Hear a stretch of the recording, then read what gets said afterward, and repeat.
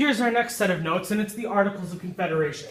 And I'm sure a lot of you are, Clint Eastwood fans, but there was a movie called The Good, the Bad, and the Ugly. So really, when we look at the Articles of Confederation, we're looking at the good stuff, the bad stuff, and then really in the end, things kind of turn ugly. Okay, so some background information. Although the states had common goals and enemies, they were not really one nation. Like we talked about in class, right, that if you lived in that era, you would say, I am from New York, or I am from New Hampshire. You wouldn't say, I am an American, right? The term didn't exist. There was no national unity. It became clear that the states needed to organize, right? Especially because of the Revolutionary War. That was really what drove all these different states that we need to come together. Because it became clear, though, that they needed to organize, but no state really wanted to lose the power they already had. So in order to come together to form one government, right, each state would have to give up some of their power. Nobody really wanted to do that. A big question was, how many votes would each state get in a national legislature? Why should Virginia or North Carolina or Maryland or New York or Pennsylvania or Massachusetts, the big states, right? Why should they have the same number of votes as, say, Delaware, Rhode Island, Connecticut, New Hampshire, Georgia, South Carolina, these little states, right? Why is that fair? So right away, there was lots of conflict as to how this would even be organized or work. The Articles of Confederation is eventually what they create, and it's a great first attempt, it really is. And there's a real reason why they did everything that they did. But in the end, it's not a successful form of government. So, what does the Articles of Confederation look like? Well, most laws were passed by the states because people were scared of one large, centralized, powerful government, right? The government that was closer to you, the local government, would be more apt to protect your rights. They didn't trust a big central government off in some faraway city. It was too similar to what they had in Great Britain, over in London. They didn't want that. So each state, they decided, is going to get one vote in the national legislature. It doesn't matter how many people you have, right? Every state gets one vote. There was also no president or Supreme Court. A president is way too much like a king, and we don't want any of that. Right? So it was just a legislature with one vote per state. Also, guys, states printed their own money, which continues to happen long after the Articles of Confederation, but it was something that, every state had their own money with its own value, and it became very confusing, especially for foreign countries that started trading with the United States. Okay, so what was not a reason that the new states joined together? Was it that they had common enemies, they had a desire to be a large, powerful nation, or they had common goals? Okay. They did have a common enemy, which was Britain. They did have common goals. They didn't really have a desire to become a large, powerful nation. All right, so strengths. Some of the good things that happened with the Articles of Confederation was that, while we won the war, right? We won the Revolutionary War against Great Britain. It was strong enough to hold the country together during that war.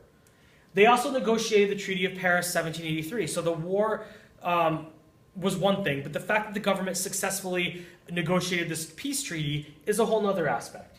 It did provide that each state must recognize the laws of other states, something that still exists today, and it also said that citizens could travel freely from one state to another. And if you've ever been to Georgia or some other state, it's not that hard to cross the border. It's really just a road sign. That was set up back in the Articles of Confederation. It also said that criminals who crossed state borders would be returned if caught elsewhere. And it passed the Northwest Ordinance. The Northwest Ordinance gave people in Western lands the right to organize their own governments and even apply for statehood. All that territory, especially what is now Ohio, Indiana, Michigan, that was U.S. territory after the war, but they weren't states. So what do? We set up a process by which those people could organize, form their own little democratic government, and then apply for statehood later. This system gets passed on to the Constitution and is relevant for another 100 years after this, if not more. Why was there no president in the Articles of Confederation? States couldn't agree on one. They wanted a Supreme Court instead. They didn't want a figure that resembled the king. Okay, and we know the answer here is C. And weaknesses.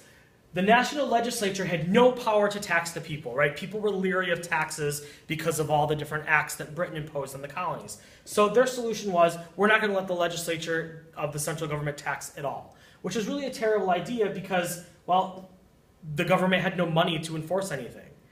The national legislature could not make states live up to trade agreements with other states and even other nations. Because the states were the top priority, right, they didn't necessarily have the ability to coincide with other states and what they wanted for national agreements and things like that. Citizens thought that their property rights were being threatened. That's another large area of concern here. And state taxes were going out of control, and the government began seizing property and home, which leads to people having their farms being taken away and becomes a big area of concern for many colonists. All right, so after 13 years or so of the Articles of Confederation, a group of Massachusetts farmers who were struggling feared that the government was going to take their farm. So they retaliate by stealing weapons from the military and standing in front of the courthouses. If the courts couldn't operate, well then they couldn't seize their farms. So that was a good way for these farmers who had little control to kind of assert themselves in the government. We're going to stop the courts from foreclosing on our farms. So the military had to be called in to crush the rebellion. And what this really did is it shows the country that, you know what, this is not working. This form of government is not going to be successful, and we should probably think about doing something else, which then turns into the Constitutional Convention or the Philadelphia Convention, which leads to the government that we currently have. Okay, so what is one weakness of the Articles of Confederation? Only states could tax the people. States had to deport criminals. It said that states could be added to the Union.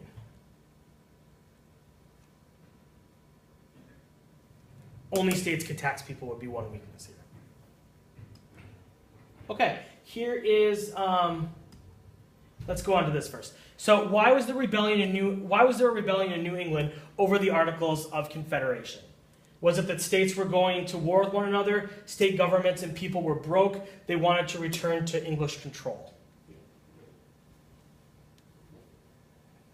Okay, and here it was because the state governments and people were broke.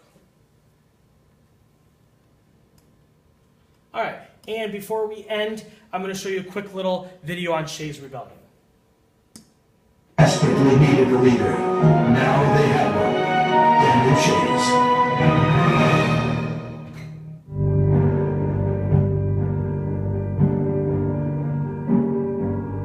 By 1786, post-Revolutionary War America was on the verge of economic collapse. Everywhere, businesses were closing, and debt was running rampant. Most were unable to pay their debts and were thrown into prison where they suffered in horrible conditions. The state governments were teetering on the verge of bankruptcy and had instituted a policy of heavy taxation. The federal government was helpless to solve these problems because it had been given no political power. In western Massachusetts, Daniel Shays and his followers had been speaking out against the state government's policies, but their entreaties had fallen on deaf ears. They decided they had to take action. The Shaysites saw the courts as their enemies. They viewed the courts as instruments of their eastern creditors, of those people from Boston. And so that's when the Shaysites began to see the courts not as their salvation, but as their damnation. On September 29, 1786, a boiling point was reached. As the court prepared to convene, 1,000 men came out of the wilderness on a hill above Springfield, Massachusetts. Shays now unsheathed his sword and ordered the fife and drum players to strike up a tune. The men began marching in cadence, sprigs of hemlock swaying on their heads as they held their weapons tightly. The rebels marched on the debtor course with muskets. Many of them had guns. They also had clubs. They brought whatever was convenient or available to them. In troubled times, however, when there was fear of violence, the militia would attend the court proceedings in order to provide greater strength and authority. Jonathan Judd, one of the 900 government militiamen who stood inside the court building, recorded the events.